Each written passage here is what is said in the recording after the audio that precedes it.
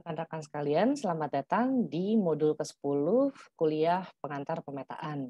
Pada hari ini kita akan belajar terkait bagaimana caranya kita memindahkan apa yang sudah kita survei menjadi sebuah peta. Karena di modul-modul sebelumnya kita sudah banyak mempelajari proses-proses atau metode-metode untuk mendapatkan data dari lapangan. Nah, kita hari ini akan fokus kepada hal-hal yang bisa membuat kita untuk memindahkan data-data yang ada di lapangan menjadi sebuah informasi berupa peta.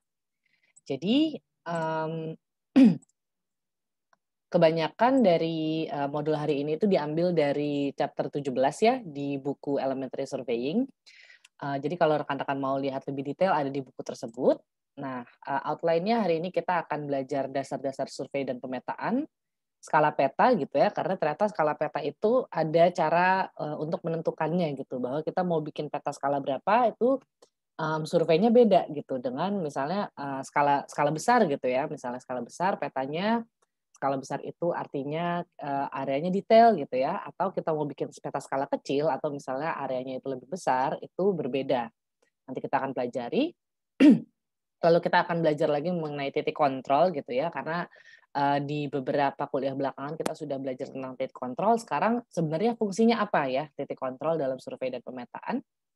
Lalu kita akan belajar terkait kontur dan karakteristiknya, karena saya yakin peta-peta yang akan Anda gunakan akan lebih banyak peta-peta kontur ya, karena lebih mudah dibaca gitu.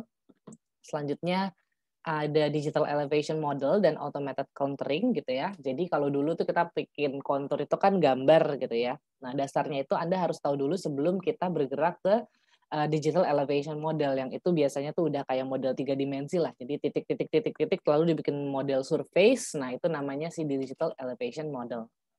Penentuan lokasi detail topografi, jadi ini memindahkan apa yang ada dari peta ke lapangan, itu ada beberapa cara.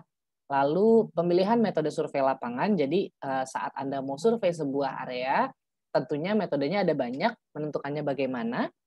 Lalu desain dan layout peta, jadi Anda bisa paling tidak kalau di sisi Anda mungkin Anda user gitu ya, jadi paling tidak saat Anda lihat peta tuh Anda tahu apa bagian apa gitu ya. Lalu dasar-dasar plotting dan contouring gitu ya, tadi kita sudah belajar sedikit tentang contouring, nah ini akan didetailkan, lalu elemen-elemen kartografi, jadi itu ada hubungannya dengan peta juga. Nah jadi intinya survei dan pemetaan itu apa sih? Survei dan pemetaan itu dilakukan untuk menentukan lokasi gitu ya.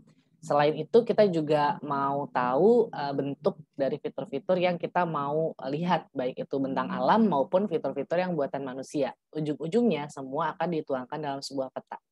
Jadi apa yang rekan-rekan lakukan di sini bersama surveyor gitu ya, itu akan dituangkan dalam sebuah peta.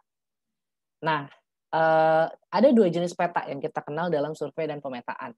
Satu adalah peta yang judulnya adalah planimetri. Jadi planimetri itu apa? Informasi fiturnya itu adalah bidang datar. Jadi misalnya cuma peta pembagian kabupaten misalnya ya, atau peta bangunan-bangunan itu di mana saja di satu daerah gitu ya.